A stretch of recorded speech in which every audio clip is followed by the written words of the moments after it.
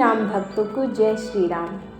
कथा में चल रहा है कि राक्षस लोग जो घोर अत्याचार करते थे उसका वर्णन नहीं किया जा सकता।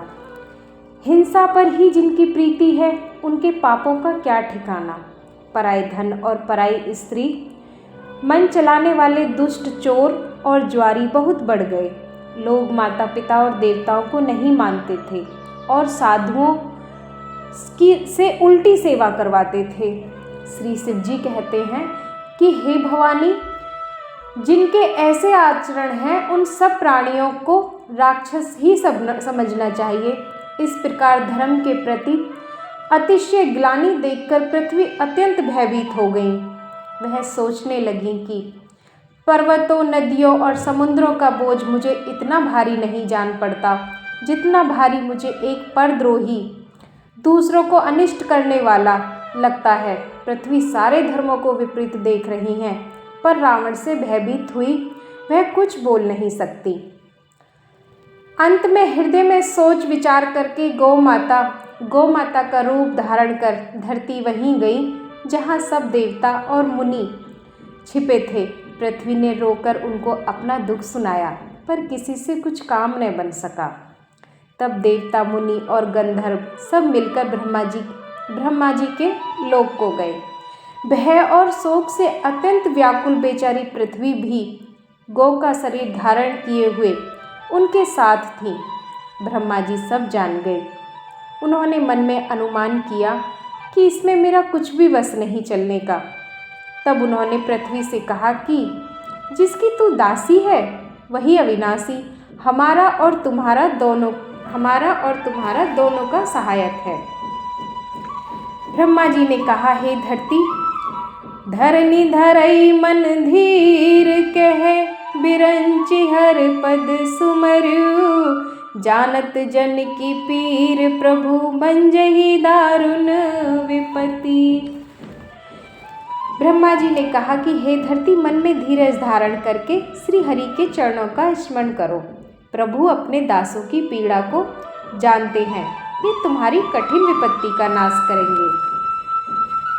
सब देवता बैठकर विचार करने लगे कि प्रभु को कहाँ पावें ताकि उनके सामने पुकार करें। कोई वैकुंठपुरी जाने को कहता और कोई कहता कि वही प्रभु क्षीर समुद्र में निवास करते हैं।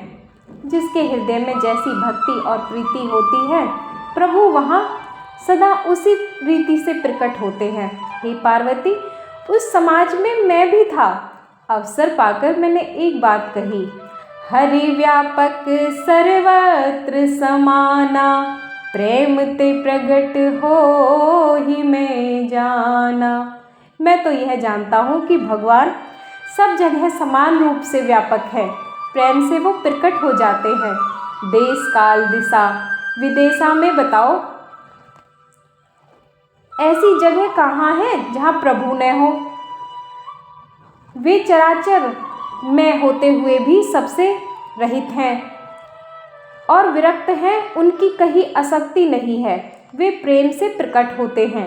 जैसे अग्नि अव्यक्त रूप से सर्वत्र व्याप्त है, परंतु जहाँ उसके लिए अर्मणि मंथनादि साधन किए जाते हैं वहाँ वह प्रकट होती है। उसी प्रकार सर्वत्र व्याप्त भगवान भी प्रेम से प्रकट होते हैं। मेरी बात सबको प्रिय लगी। ब्रह्मा जी ने साधु कहकर बड़ाई की। मेरी बात सुनकर ब्रह्मा जी के मन में बड़ा हर्ष हुआ। उनका तन पुलकित हो गया और नेत्रों से आंसू बहने लगे। तब वे धीर बुद्धि ब्रह्मा जी सावधान होकर हाथ जोड़कर स्तुति करने लगे कि हे देवताओं के स्वामी। अब थोड़ा भाव से आप ये सुनिए कि ब्रह्मा जी भगवान की स्तुति कर रहे हैं और मैं इसे हिंदी में ही कहूँगी, तो सभी भाव से सुने। हे देवताओं के स्वामी, सेवकों को सुख देने वाले, शरणागत की रक्षा करने वाले भगवान, आपकी जय हो, जय हो। हे गो ब्राह्मणों का हित करने वाले, असुरों का विनाश करने वाले, समुद्र की कन्या के प्रिय स्वामी, आपकी जय हो। हे देवता और पृथ्वी का पालन करने वाले, आपकी लीला अद्भुत है, उसका भेद कोई नहीं जानता। ऐसे जो स्वभाव से ही कृपालु और दीन दयालु हैं, वे ही हम पर कृपा करें। हे अविनाशी, सबके हृदय में निवास करने वाले सर्वव्यापक परम आनंद स्वरूप, अज्ञ इंद्रियों से परे, पवित्र चरित्र, माया से रहित मुकुंद, आपकी जय हो, जय हो। इस लोक और परलोक के सब भोगों से विरक्त तथा मोह से सर्वथा छूटे हुए मुनि वृंद भी अत्यंत अनुरागी बनकर जिनका रात दिन ध्यान करते हैं और जिनके गुणों के समूह का गान करते हैं, उन सच्चिदानंद की जय हो।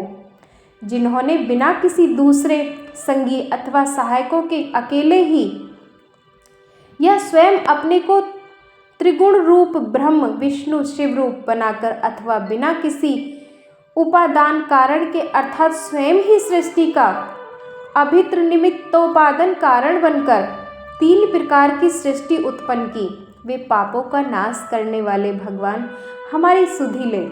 हम न भक्ति जानते हैं, न जो पूजा, जो संसार के भय का नाश करने वाले, मुनियों के मन को आनंद देने वाले और विपत्तियों के समूह को नष्ट करने वाले हैं। हम सब देवताओं के समूह हैं। मन वचन और कर्म से चतुराई करने की बांध छोड़कर उन भगवान की शरण में आए हैं। सरस्वती, वेद, शेष जी और संपूर्ण ऋषि कोई भी जिनको नहीं जानते, जिन्हें दीन प्रिय हैं, ऐसा वेद पुकार कर कहते हैं, वे श्री भगवान हम पर दया करें।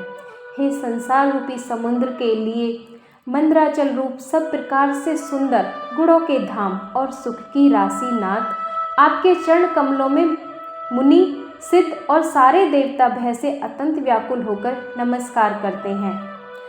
देवता और पृथ्वी को भयभीत जानकर और उनके स्नेह युक्त वचन सुनकर शोक और संदेह को हरने वाली गंभीर आकाशवाणी हुई। जन डर पहु मुनि सिद्ध सुरेसा, तुमहि लागी धरे नर बेसा, असन सहित मनुज अवतारा, लेहु दिन कर वंश उदारा। वाह! हे मुनि, सिद्ध और देवताओं के स्वामियों, डरो मत, तुम्हारे लिए मैं मनुष्य का रूप धारण करूँगा और उदार सूर्यवंश में, पवित्र सूर्यवंश में अंशों सहित मनुष्य का अवतार लूँगा। कश्यप और अदिति ने बड़ा भारी तप किया था, मैं पहले ही उनको वर दे चुका हूँ। वे ही दशरथ और कौशल्या के रूप में मनुष्य के राजा होकर श्री अयोध्यापुरी में प्रकट हुए हैं। उन्हीं के घर जाकर मैं रघुकुल में श्रेष्ठ 4 भाइयों रूप में अवतार लूँगा। नारद के सब वचन में सत्य करूँगा और अपनी पराशक्ति के सहित अवतार लूँगा। मैं पृथ्वी का सब भार हर लूँगा। हे देववृंद, तुम निर्भय हो जाओ। आकाश में ब्रह्म भगवान की वाणी को कानों से सुनकर देवता तुरंत लौट गए, उनका हृदय शीतल हो गया। तब ब्रह्मा जी ने पृथ्वी को समझाया, वह भी निर्भय हुई और उसके जीव में भरोसा ढांढस आ गया। देवताओं को यह सिखाकर कि वानरों का शरीर धर कर तुम लोग पृथ्वी पर जाकर भगवान की सेवा करो, ब्रह्मा जी अपने लोक को चले गए। सब देवता अपने अपने लोकों को गए। पृथ्वी सहित सबके मन को शांति मिली।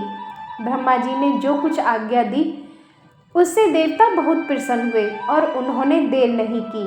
पृथ्वी पर उन्होंने वानर देह धारण की। उनमें अपार बल और प्रताप था। सभी सूरवीर थे।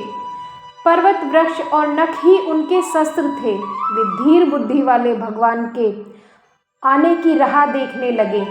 वे वानर पर्वतों और जंगलों में जहाँ तहाँ अपनी अपनी सुंदर सेना बनाकर भरपूर छा गए। यह सब सुंदर चरित्र मैंने कहा। अब वह चरित्र सुनो जिसे बीच ही में छोड़ दिया था। अवधपुरी में रघुकुल शिरोमणि दशरथ नाम के राजा हुए, जिनका नाम वेदों में विख्यात है। वे धर्म धुरंधर, गुणों के भंडार और ज्ञानी थे। उनके हृदय में शांग धनुष धारण करने वाले भगवान की भक्ति थी और उनकी बुद्धि भी उन्हीं में लगी रहती थी। कौशल्यादि नारी प्रिय, सब आचरण पुनीत, पति अनुकूल प्रेम दृढ़ हरिपद कमल विनीत। उनकी कौशल्या आदि प्रिय रानियां सभी पवित्र आचरण वाली थी। वे विनीत और पति के अनुकूल चलने वाली थी और श्री हरि के चरणों में उनका दृढ़ प्रेम था। एक बार राजा के मन में बड़ी ग्लानि हुई कि मेरे पुत्र नहीं है। राजा तुरंत ही गुरु के घर गए और चरणों में प्रणाम कर बहुत विनय किया। अब आगे की कथा आगे की भाग में। सभी को जय श्री राम।